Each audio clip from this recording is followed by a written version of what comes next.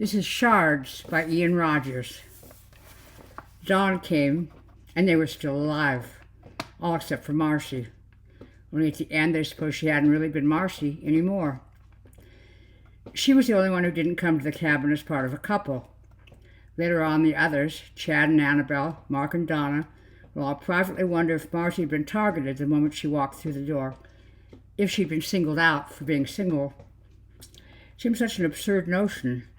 But after the night they spent at the cabin, their lives seemed to exist in a series of absurd notions, one following directly after another. The grief counselors and psychiatrists told them this was a perfectly normal response to the trauma they had endured. This was the way the human mind functioned when confronted with such terrifying and inexplicable events. The only way to move on was to accept the things that didn't make any sense, which to Chad and Annabelle and Mark and Donna seemed like the most absurd notion of all. They drove up on a Friday afternoon after classes ended. They went in Chad's new expedition, an early graduation present from his parents. Annabelle sat next to him, playing Navigator with Google Maps. Mark and Donna were in the back seat holding hands and staring at their smartphones, and Marcy was sprawled in the rear compartment with her luggage and groceries. Chad glanced in the rearview mirror and told her not to eat all the food before they reached the cabin, which earned him double fuck you fingers from Marcy, who stood 6'1" and weighed a solid 250, none of it fat. On the rugby field, they called her the steamroller. The others ragged her about her size, but there was never any cruelty in their remarks, no more than the jibes they made about Chad's thinning hair or Donna's lazy eye. It was the way they'd always spoken to each other, ever since they were kids. The jokes and taunts that others used to hurt and humiliate, they turned into shields to protect themselves. They'd learned early on that even though there was no perfection in the human body, there was plenty to be found in friendship. It was a strange friendship, to be sure. Their families and schoolmates didn't understand it. They didn't even understand it themselves. But they didn't need to. It worked. They worked. That was all that mattered. Looking back, it made a strange kind of sense. An absurd kind of sense, one could say. They should be the ones who ended up killing Marcy. They would have died for her if the situation had been reversed. If they looked at it like that, killing Marcy was really the least they could do. Still, there were some unanswered questions, like why did they dismember Marcy's body after they killed her?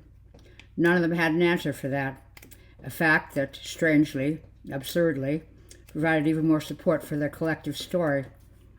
The grief counselors and psychiatrists would later say their survivors mutilated their friend's body because it was the only way they could externalize what they'd done to someone they'd known and loved since early childhood. Decapitating her and severing her limbs was their way of negating their relationship, turning Marcy into a stranger, which, in a way, is what she'd become to them during the course of the event. The mutilation may have been vicious and violent, but it was also, strangely, absurdly, healthy. It was Marcy who found the trapdoor. She tripped over the ring bolt while they were bringing their stuff into the cabin. "The fuck?" she shouted, stumbling forward a few steps and almost dropping the 2 bags of groceries she was carrying. "What's the matter, Marce?" Annabelle said, dragging her suitcase through the doorway on its small plastic wheels. "Damn thing almost killed me." Marcy went over and nudged the ring bolt with the toe of her shoe. "They should have covered it with a rug or something." "They who?" Chad said, stepping around Annabelle with a large cooler. Mark and Donna came in behind him, holding hands, still on their phones. "Whoever they rented this piece of shit cabin from." "Hey," Chad said, "it's got 4 walls and a roof. What else do we need?" Marcy glared distrustfully at the trapdoor. "What the hell do you think is down there?" Donna shrugged. "Probably the ghost of a demonic entity that will slaughter us while we sleep." She was wrong, but not entirely. After they unpacked their bags and put away the groceries, they made a fire in the stone-lined pit out back and roasted hot dogs and marshmallows. They washed them down with beer, then moved on to vodka. They finished the first bottle, and Mark stuck it between his legs and chased the girls around the yard, thrusting his hips and crying out, "Hoo-ah! Hoo-ah!" Marcy grabbed the bottle and looked at it skeptically. "We've all seen your dick, Mark, and this is way too generous. Maybe we could find you one of those little wee bottles you get on airplanes." Mark dropped to his knees, head slumped. "Why, you gotta wound me with the truth like that?" Donna hugged him. "It's okay, babe. It's not the size that matters. It's what you do with it. Mark perked up. I gotta pee. Donna backed away. You can do that on your own. Mark rose shakily to his feet. I'm not sure I can. The others watched him stumble off to the edge of the woods. Annabelle intoned in a narrator voice, the police found his body the following morning. They thought his penis was missing. Turned out they just had to look really, really hard to see it. They all laughed while Mark peed against an oak tree. He let go of himself to flick double fuck you fingers over his shoulders, then cursed and brought his hands back around. Don't get any on you, Chad called, and they all laughed again. Too late, Mark called back. After he was finished, he shuffled back to the circle, buttoning his jeans. What's the matter, Chad? Couldn't spring for a place with an outhouse? The cabin has a bathroom, numbnuts. You're the one who decided to piss in the woods. That's part of the cabin experience, Mark said solemnly. I'll be sure to tell that to the owners, Chad said. Who are the owners? Marcy asked him. I don't know, Chad said. I found it on Airbnb, which reminds me. He gave them a smooth, lazy grin, the one that always preceded a bad joke. After I graduate, I've already got an idea for my first entrepreneurial venture. It's similar to Airbnb. Mine will be aimed at the spring break crowd. Beach, booze, and babes. I'm going to call it the Air T&A. The others groaned in unison. Annabelle threw a marshmallow at him. Pigs, she said, but she was smiling. Seriously, Marcy said. She gestured to the cabin with the hot dog skewered on her stick. Who owns this dump? How the hell should I know? Chad said. I checked the listings for a cabin in the woods, someplace within driving distance of the city. This one looked good. And by good, you mean bad, Annabelle said. Didn't you talk to someone? Marcy asked. No, Chad said. I emailed. They quoted a price. I paid it, and here we are. What's the big deal? An awkward silence descended, threatening the pleasant mood of the evening. Since Marcy was the cause of this particular bring-down, she knew it was her responsibility to provide the requisite counterweight to bring it up again. Whatever they charged, she said, was too much, just like your mom. They all looked at her for a short beat, then burst out laughing. Tragedy averted, Marcy thought, and it was, for the moment. They went inside when the temperature began to drop. Chad started another fire, this one in the big Firestone hearth, while Annabelle made a round of drinks. Donna was checking her phone and marveling at the excellent coverage they got way out here in the sticks. Mark was still outside, putting out the old fire and gathering up the trash. Marcy was in the main room, staring at the trapdoor. If you're just going to stand there, Chad said, kneeling in front of the fire, could you at least be useful and hand me some more kindling? He pointed at the pile of cut wood next to the rack of fireplace tools. Marcy picked up a piece and handed it to him without taking her eyes off the trapdoor. She couldn't stop looking at it. When she was outside, sitting with the others around the fire, she hadn't been able to stop thinking about it. It was like when she tripped over the ring bolt. Something had dislodged in her brain, and that was rattling around in there like the only penny in a piggy bank. What was down there, she wondered. Anything, was the answer, including nothing. But she didn't believe there was nothing. No, there was definitely something down there. She didn't know how she knew that, but she did. Something, or someone. No, there was no one down there. She was sure of that. Not because of any particular reason, but rather a feeling that was telling her, insisting to her, that there was something down there. Something other than dust and dirt. But what? She didn't know. A part of her was okay with not knowing. A bigger part was not okay, because this not knowing side was motivated by fear. She was afraid of opening the trapdoor and going into the cellar. She was afraid of what she might find, and she couldn't accept that. She took a deep breath, then blew it out. She needed to keep herself together. Her coach said fear was the forerunner of failure. Pretty words, Marcy thought. They didn't mean squat on the rugby field. She was a steamroller, for God's sake. Was she really going to be stopped in her tracks by a trapdoor that didn't even look strong enough to take her full weight standing on top of it? Fuck no, she muttered. Fuck what? Chad said, jabbing at the burning kindling with a brass poker. When he didn't get a reply, he looked over his shoulder. Marcy was gone. The trapdoor was open. Annabelle was handing out drinks. When she was done, she had an extra one. Where's Marce? She asked. Chad jerked his thumb at the trapdoor. Down in the cellar. Donna snickered. We'll probably never see her again. "You're one cold bitch," Chad said. "The coldest," Donna said, her eyes glued to her phone. Annabelle carried her drink, gin and tonic, and Marcy's, rum and coke, over to the opening in the floor and peered inside. She couldn't see anything beyond the first few steps of the wooden stairs descending into darkness below. "Marcy," she called out, "what are you doing?" There was no reply. Annabelle crouched, balancing the drinks on her knees and tilting her head at a listening angle. She couldn't hear a thing from the cellar, which seemed strange to her. If Marcy was down there, she should have been able to hear her moving around. Marcy was a lot of things, Annabelle thought, but light on her feet wasn't one of them. "Come on, Marsh." Her mouth had gone dry and she swallowed with an audible click. "If you're joking around, it isn't funny." Mark came in the back door carrying a half-full garbage bag. "Shut the trap door and lock her in there," he said. "Now that would be funny." Annabelle frowned at him, then turned back to the square-shaped hole in the floor. Locking Marcy in the cellar wouldn't be funny, but it would teach her a lesson. Teach her not to scare her friends like this. Annabelle stood up and was actually extending her foot to push the door closed when she heard something from below. It was a low scratching sound, almost like radio static, gone so quickly she wasn't sure if she'd only imagined it.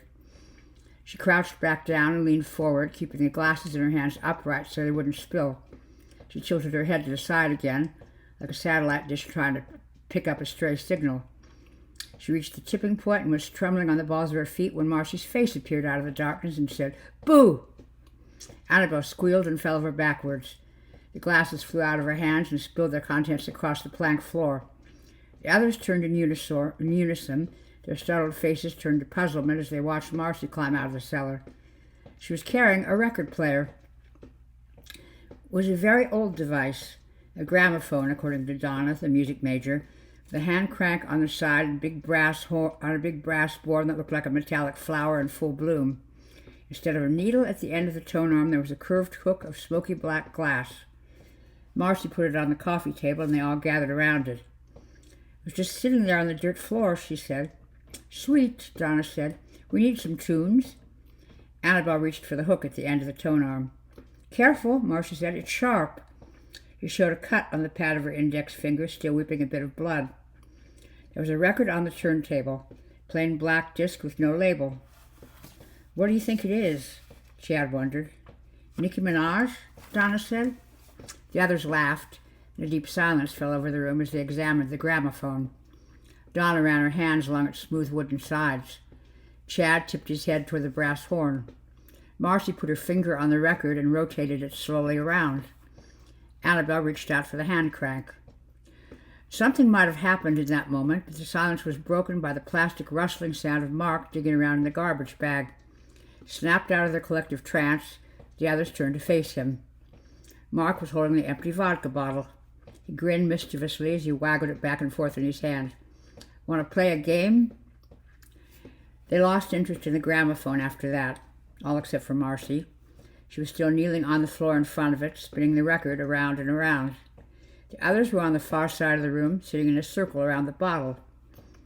Annabelle said she didn't want to play. Chad told her not to be a prude. She accused him of only wanting to play so he could kiss Donna. Chad said his real plan was to see her and Donna kiss. Donna said she wanted to see Chad and Mark kiss. Annabelle shook her head and proclaimed them all childish. Donna said they'd be graduating soon. This would be their last chance to be childish, so they should enjoy it. Annabelle said fine, as long as they didn't enjoy it too much, and shot a pointed look at Chad. Mark put his hand on the bottle. "I'll start."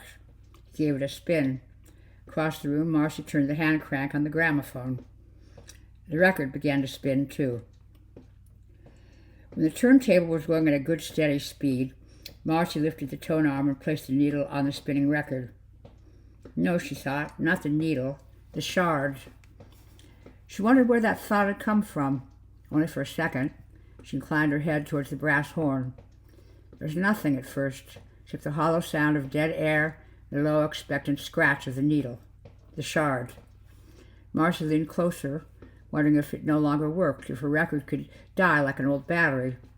She heard only faint scratching and was about to pull her head back when she realized the scratching wasn't random. It had a pattern to it. It wasn't scratching at all. It was a voice, a very low voice. It was speaking to her. whispering to her, asking her a question. Want to play a game? A blast of sound exploded from the gramophone, a fusillade of horns so loud it knocked Marcy onto her back.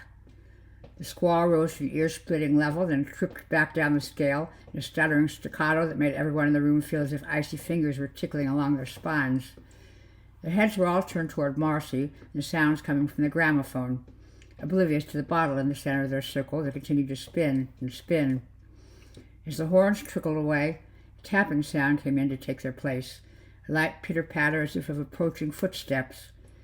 The tapping got progressively louder, till it became the sharp rat-a-tat-tat of a snare drum, a percussive beat that sounded like gunfire. The space between the drum beats was soon filled by the razor squeal of violins, a pained sound, as if the instruments were being tortured rather than played. The auditory onslaught continued with a deep, pummeling bass that felt like a series of hammer blows against their eardrums. Marcy suddenly jerked upright like a puppet whose master had pulled too hard on its strings. The music pounded out of the gramophone, causing the entire cabin to shake. The windows rattled in their frames. The floor was vibrating so much it looked like Marcy was hovering 6 inches above it. Later on, they would all agree she didn't turn to face them. She spun around, like a record. They knew right away something was wrong with her. Her eyes were glazed, her mouth hung slack, her head was slumped at an unnatural angle. The autopsy would later determine her neck had been broken by that first burst of sound. She should have been dead, yet she wasn't. As the others watched, Marcy reached out with one marionette arm and snapped off the gramophone's tone arm. The record continued spinning on the turntable, although there was no needle, no shard. To play it, the sounds kept blasting out, sounds that became the soundtrack for everything that followed. Donna was sitting on the front porch when the police arrived. Who called them, she wondered. Even though her arms were wrapped tightly around herself, she couldn't stop trembling. She thought that being outside to catch the first light of day would help to drive away the icy aura surrounding her. It didn't. The first officers on the scene pointed their guns at her and told her to drop it. She didn't know what they were talking about, and realized she was still holding the fireplace poker. It was covered in blood. So was she.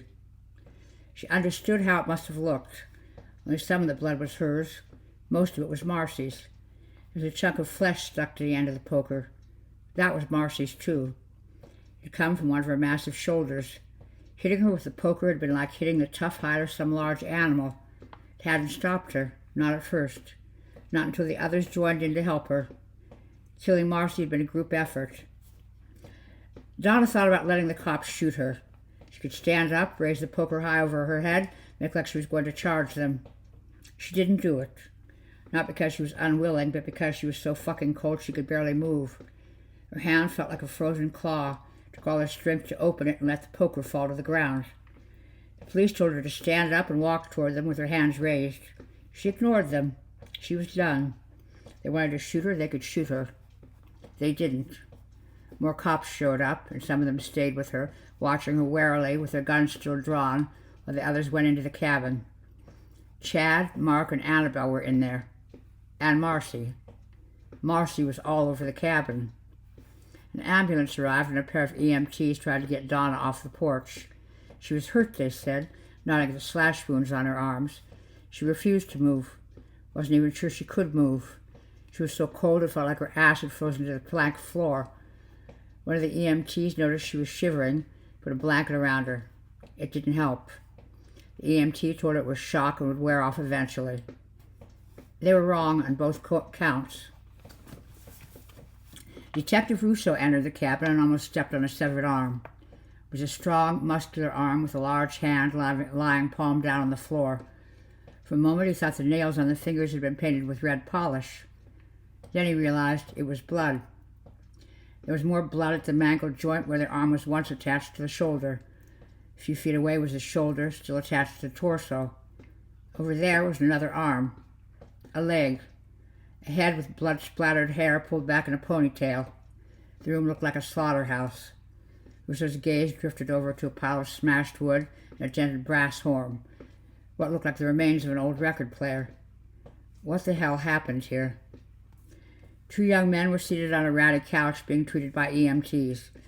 The one on the left had a vertical gash running from his temple to the edge of his thinning hair. The other had what appeared to be a stab wound to his lower left side. A uniform was in the kitchen talking to a young woman sitting on a stool. She appeared uninjured. Russo headed over that way, stepping carefully to avoid the puddles of congealing blood. As he was passing an open trap door, the head of another uniform popped up, giving Russo a minor heart attack. He froze in mid-step, clutching the mantel for support. The uniform winced. "Sorry, detective." Russo closed his eyes. "What have you got?" "Nothing down there." He looked around the cabin floor. "Looks like all the action happened up here." The other uniform came over from the kitchen. Russo nodded at the open notebook in his hand. "Tell me."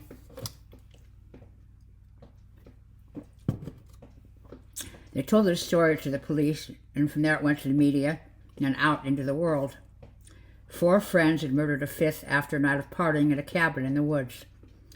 The murder was committed in self-defense after the friends experienced a psychotic episode and attacked them. Some reports insinuated that drugs may have been a factor. This was never confirmed. There was no mention of the mutilation of the body. Russo didn't like it. Not one bit. When he questioned each of the survivors, they had spoken calmly and clearly, no outward signs of lying or evasion. Their stories matched. The wounds were consistent with the makeshift knife they recovered from the scene. None of them had criminal records or a history of violence. All 4 were squeaky clean college kids due to graduate in a month. But there was something wrong about them. "Wrong how?" asked the police chief. Russo shook his head. "I can't explain it." The chief spread his hands. "Try." Russo paced back and forth across the office, running his hand through his hair. "The dead girl's body. Why did they chop it up?" "You read the shrink's report. They claimed it was the only way to stop her. It's abnormal, but considering their state of mind at the time—" "I know," Russo snapped. "Their story makes sense. I get it. But it's not the truth." "What does that mean?" "It means I don't like it."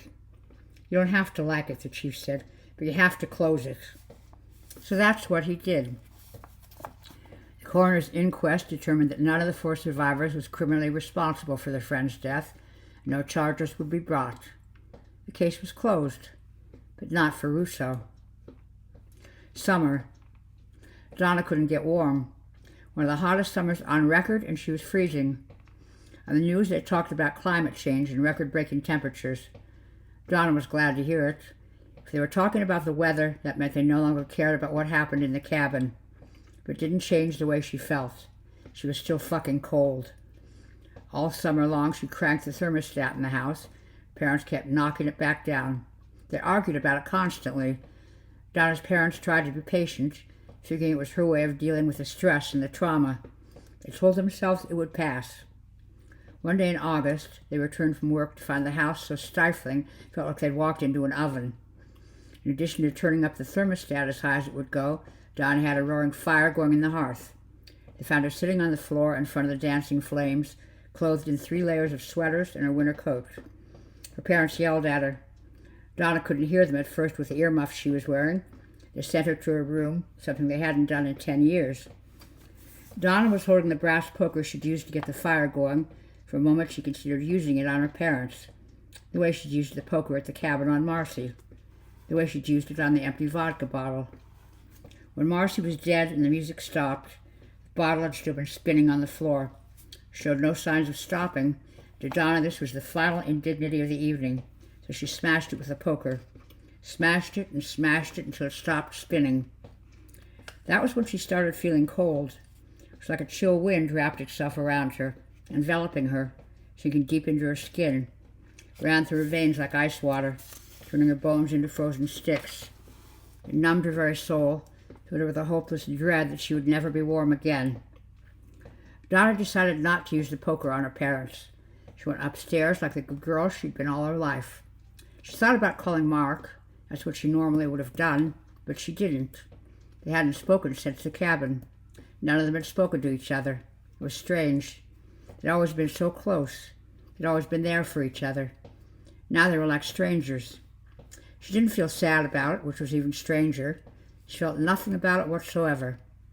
She climbed into her bed, pulled up the duvet and the heavy quilt she'd brought down from the attic. The heat from the fire in the furnace hadn't been enough. She was still cold. Her parents said it was all in her mind. What difference did that make? Hot, cold, they were all signals sent from the body to the brain. How was this any different? She decided her parents were the problem. She couldn't get warm with them constantly stopping her. So she waited a couple weeks until they went away on a weekend trip. They'd been spending a lot of time out of the house since Donna returned from the cabin. After they were gone, Donna turned up the thermostat and made a fire. Like before, it did nothing to stave off the cold she felt deep in her bones and all through her body. She stayed up late, shivering in her layers of sweaters as she fed one piece of wood after another into the hungry flames. It made no difference. She was still freezing. So she decided to make another fire, this one in the basement. She emptied a can of turpentine on a stack of old wooden chairs her father had been meaning to take to the dump. Then she tossed a lit match onto the pile and went back upstairs to start another fire in the living room and another in the den. She locked the front and back doors and went up to the second floor. She lit more fires in her parents' bedroom and the guest room. She went back downstairs. Thick black smoke chugged out of the basement door. The living room and den were burning nicely. Flaming particles whirled through the air like a swarm of fireflies. Donna surveyed her handiwork and decided it would do.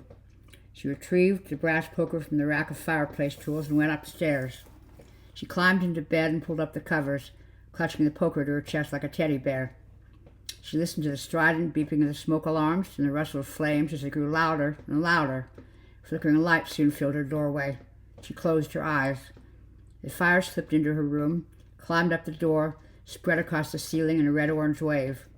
Even as the room was engulfed, even as the flames crawled across the carpet and leaped up the bed sheets, even as the fire surrounded her body and encased her in a burning cocoon, even as her hair burned and her skin melted, even as her eyes boiled and spilled down her cheeks, Donna trembled and shuddered and shivered. Right up to the end, she was cold. Fall. Chad couldn't stand the silence. He'd feel it nibbling at his mind, eroding his sanity. Couldn't believe how much of it there was in the world with all the people, all the noise.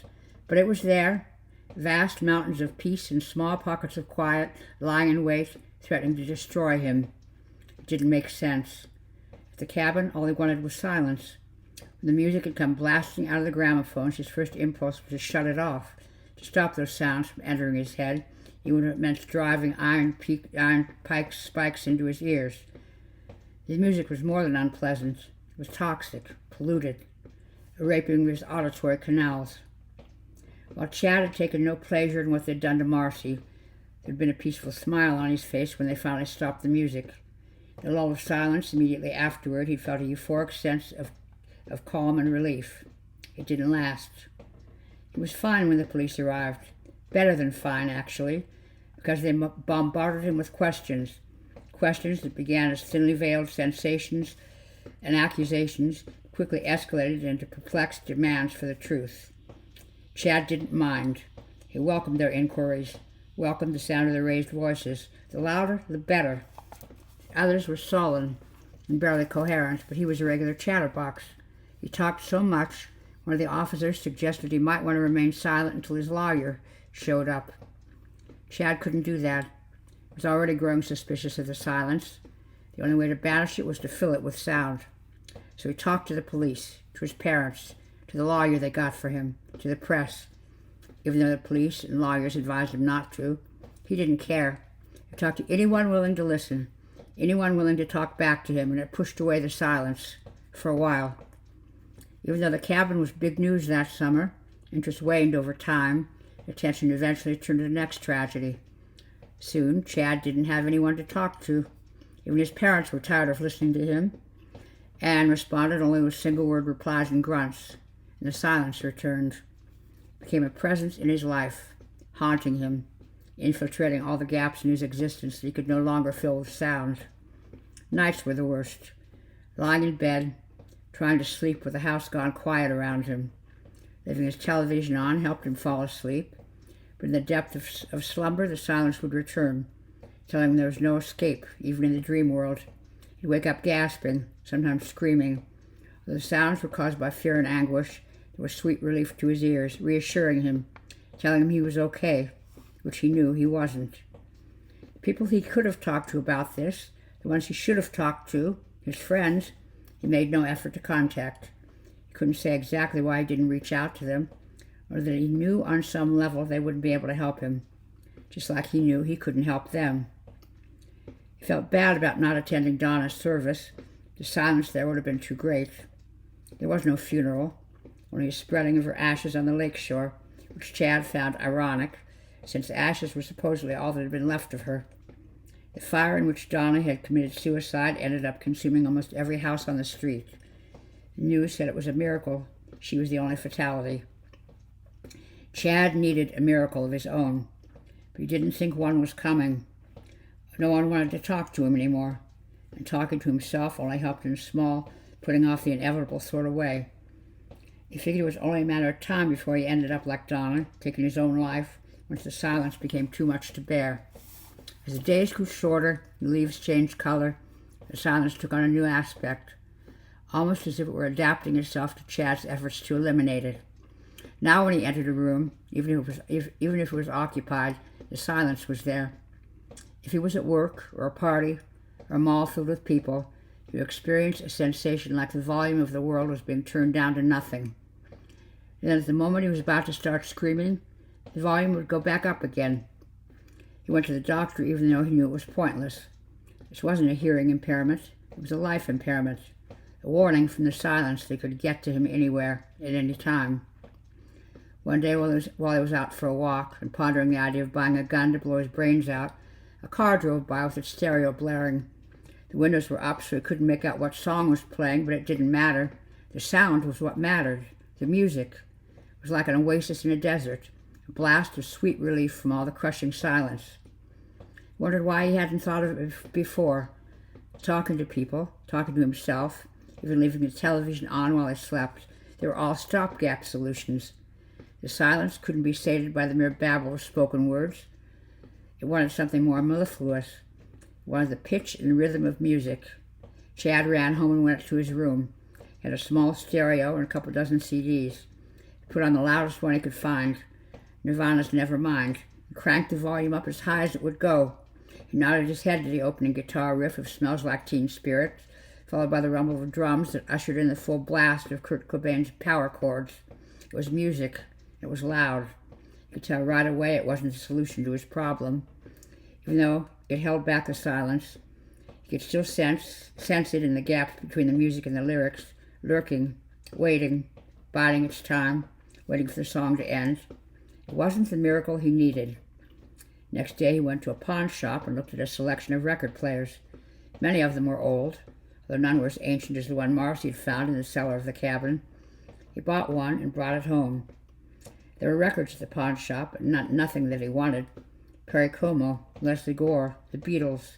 No, no, and no. He needed big sounds, horns that could make your ears bleed, drums that could pound your bones to dust, music that could lift you off the ground and make your very soul tremble. He thought of the record at the cabin, but it was gone, smashed to pieces. He tried searching for it on the internet even though he had nothing to go on. He searched and searched till he realized the answer couldn't be found on a computer. The song was out there somewhere, and he had to find it before the silence took him. Winter. Mark couldn't sleep. He would drift. He would doze. He could never enter the proper restful state that most people took for granted. It wasn't due to shock or stress or guilt or any of the other one-word diagnoses the doctors proposed to explain his condition. It wasn't that he didn't feel tired. He did, immensely so. He was simply incapable of shutting off his waking mind, like he'd forgotten how to sleep. He tried drinking. He tried drugs. He tried drinking and drugs. He tried tricking his body by going through the ceremony of his sleeping routine, brushing his teeth, putting on his pajamas, climbing into bed, putting his head on the pillow, all in the hope of drawing the attention of the Sandman, to no avail. His parents wanted to send him to a sleep clinic. Mark refused to talk to any more doctors. They couldn't help the others. Donna dead, Chad missing, Annabelle crazy. They wouldn't be able to help him. Eventually, he grew to accept his sleepless state, mostly because he didn't have a choice, began to explore the new vista that had opened up before him. Nighttime. While everyone else was tucked into their beds, luxuriating in slumber, Mark walked the streets in his neighborhood, explored other people's houses, sneaking in through unlocked doors and windows. He never stole anything or damaged anyone's property. He simply strolled from room to room, checking things out, admiring the interior world of other people's lives. He told himself he was only killing time, which he had plenty these days. Never entered his mind that he was practicing for his future career.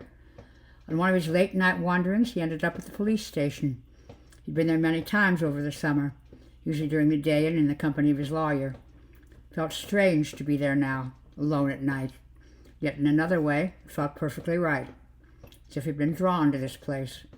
He took to watching the police station. It was never closed. Late at night, there was usually only a couple people working in the building, sometimes only a single desk officer manning the front counter. Sneaking around to the back of the building, Mark broke a basement window and slithered inside. He landed on the concrete floor of an exercise room, with various pieces of workout equipment, a stack of gym mats against one wall. He exited into a darkened hallway, wandered around until he found what he was looking for, the evidence room. The door was locked, but on the wall next to it there was a key on a hook, below a handmade sign that said, "Return key when you are done with it. Do not take it home with you." "Fair enough," Mark said. He unlocked the door and went inside. The evidence room was a long, dark cave divided into narrow corridors by a series of freestanding metal shelves. Mark flicked a wall switch, and fluorescent tubes sputtered to life overhead, filling the room with a cold, sterile light. The shelves were lined with banker's boxes, each one with a different case number written on it. Mark didn't know their case number, so it took him a long time to find what he was looking for. When he did, he sat on the floor with the box in front of him. It was like Christmas morning. He was about to open his present, and he already knew what he was getting. He opened the box and dug through a pile of evidence bags until he found the one with the gramophone's tone arm in it. He took it out, the cylindrical tube with a hook of black glass on the end, and held it in the palm of his hand. It felt like nothing. It felt like everything. He remembered the night at the cabin when Marcy snapped it off the gramophone. He thought she was going to attack them with it, that she would let out a primal scream and come flying through the air, slashing and stabbing. That's what they told the police. What really happened was that Marcy hovered in the air for a minute, clutching the tone arm in her fist. Then she drew the obsidian hook across her own throat. As the skin parted and blood spilled out, the music grew louder and louder. It was unlike anything they had ever heard before. It was the opening of something terrible, or something wonderful. They never found out which because they didn't let it finish. Mark wondered now if that had been a mistake. If instead of killing Marcy and destroying the door opened, Mark leaped to his feet. He expected to see the outline of the desk officer framed in the doorway, but it was a different shape, a familiar shape. "Chad?" "Hello, Mark." Chad stepped into the room. His expression was calm, almost serene, as if he expected to find his friend here waiting for him. His gaze fell to the object Mark was clutching to his chest. "I haven't been able to sleep," Mark blurted suddenly. "Not since the cabin.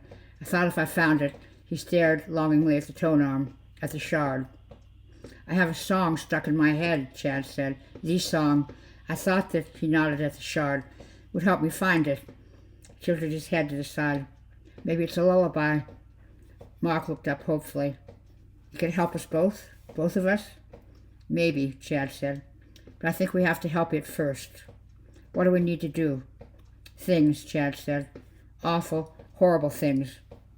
Mark noticed his friend's hands. There was blood on them. He thought of the desk officer. "They'll probably write books about us," Chad said.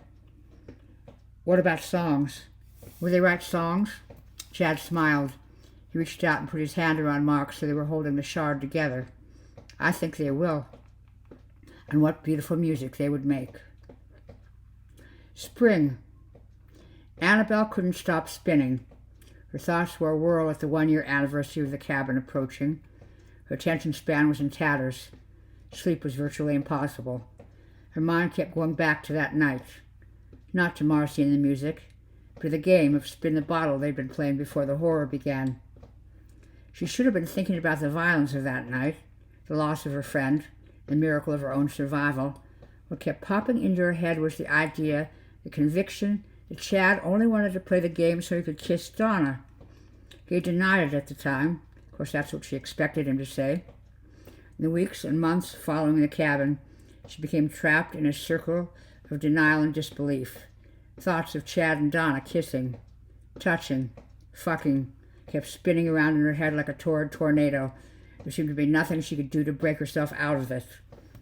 She stopped talking to them, which was easy to do since the others stopped talking to her as well. But it didn't stop the whirling dervish of her thoughts. The only thing that provided the slightest bit of relief was staying in motion. Walking, jogging, running, sprinting, didn't matter as long as she wasn't standing still. When she stopped moving, that's when the thoughts returned, falling on her like a horde of vampire bats. She went for long walks around town, in the woods behind her house. She went out at any hour, day or night, whenever the images in her head threatened to overwhelm her. Her parents grew more and more concerned, especially when a woman in town went missing. They tried to get Annabelle to limit her wanderings to the daylight hours, but she ignored them. She walked when she had to walk. This is the way it had to be. She knew there was no hope of clearing her mind. The best she could hope for was to quiet it. And it worked. For a while. Over time, the thoughts began to infiltrate her sleep. From her dreams with images of Chad and Donna, their naked, sweaty bodies locked together, writhing on the gritty floor of the cabin, the empty vodka bottle next to them, spinning, spinning, spinning.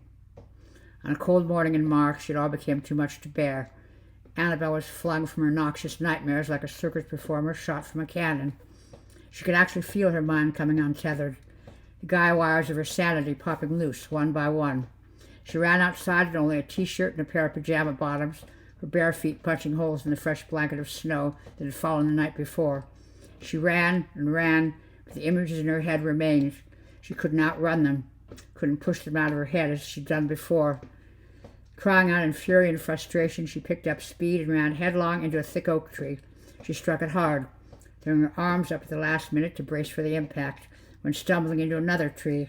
She bounced off it, her feet moving frantically to keep her from falling, and pinballed off a third. She continued to twirl around, waiting for the inevitable moment when she'd hit something hard enough to knock her down. While this was happening, she became aware of something. Those poisonous thoughts of Chad and Donna had vanished. They'd been knocked from her head just as her body had been knocked from one tree to another. Finally, she came to a stop, her breath pluming in misty gasps, her feet so cold they were numb. In the same instant, the relief she'd experienced began to evaporate. Thoughts slipped insidiously back into her mind. She threw her hands at the gray sky and shouted, "What do you want? What do you want?" She spun and screamed at the trees, her feet pounding the snow into the frozen ground, and the thoughts dissipated again. She slowed and felt their return. It was the spinning, she realized. Not just moving, but spinning. That's what kept the thoughts away. She started twirling around and around with her arms stretched out to either side. The thoughts melted, like the snow beneath her feet, with tears spilling down her cheeks. She kept spinning until she made herself sick. Stumbling against one of the trees, she gripped the rough bark in one hand while she bent over at the waist and vomited over the pristine snow. She'd never felt better.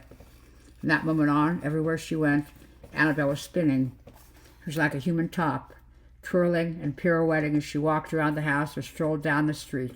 Step, step, spin. Step, step, spin. She didn't have the grace of a ballerina, or the balance. The dizziness that came with all the spinning contributed to a lot of falls and collisions. One time, on her way to the kitchen to make herself a sandwich, she spun through the dining room, and stumbled into the hutch containing her parents' wedding china. She was barely able to get out of the way before it toppled over, landed face down on the floor, plates and cups exploding with a rattling, ear-splitting crash. Her mom and dad were pretty upset about that one. Their anger turned quickly to concern for her mental state. They told Annabelle, as calmly as they could, it wasn't normal for her to be spinning around everywhere she went. Normal? Annabelle wanted to shout at them. I left normal a long time ago. I left it at the cabin. That was when it first came to her, the thought of going back, though she supposed it had always been there, like the images of Chad and Donna that had taken root in her brain. Because The time she felt better, as close to better as she got these days, were when she was outside, walking and spinning away farther and farther from her house. The time she thought it was only the relief of being away from her parents and their well-intentioned but mostly annoying concerns. Now she realized it wasn't just the spinning that drove the images away. It was the fact that she was moving as she spun, spiraling outward from the nexus of her life to some unknown destination. And it wasn't unknown. She knew exactly where her spinning was trying to take her. The cabin. Going back was the last thing she wanted. She knew there was no way she could keep spinning for the rest of her life. Unlike the empty vodka bottle, she would have to stop at some point. When she did, those horrible thoughts would be waiting for her. She wouldn't live like that. She couldn't. So she went back. She took her parents' car, telling them she was going shopping. They were relieved she was doing something so normal, something the old Annabelle would have done. They told her to enjoy herself. She said she would. They told her to take her time and enjoy the day. She said she would. Even though she remembered how to get there, Annabelle took a circuitous route, driving away from her house and through her neighborhood in wider and wider circles. She left the orbit of town and entered the woods. When she finally arrived at the cabin, she was surprised to see it look the same. She'd heard it had become a site of morbid notoriety for true crime buffs. One particular kill club had even recorded a podcast here shortly after the police released the crime scene. She was especially surprised to find it empty today of all days, the 1-year anniversary. Maybe the cabin was keeping them away. Annabelle got out of the car and walked up under the wide front porch. The door was open. She went inside and looked around and around, spinning as had become her practice these days. She expected to see skeins of old police tape on the floor, or empty beer bottles from the kids drawn to this place with tales of murder and mutilation. But there was nothing. It looked exactly as it did the day she and her friends had come here. She was walking and twirling across the floor when her foot struck something. She went stumbling toward the fireplace. She managed to grab onto the mantel, then turned to see what she had tripped on. It was the ring bolt on the trap door. She went over to it, performing a quick spin without even thinking about it, and knelt. She remembered Marcy coming up from the cellar with a gramophone. She remembered the music. It wasn't music. Sounds that shouldn't have existed when Marcy tore off the tone arm, but continued to pound out of the brass horn.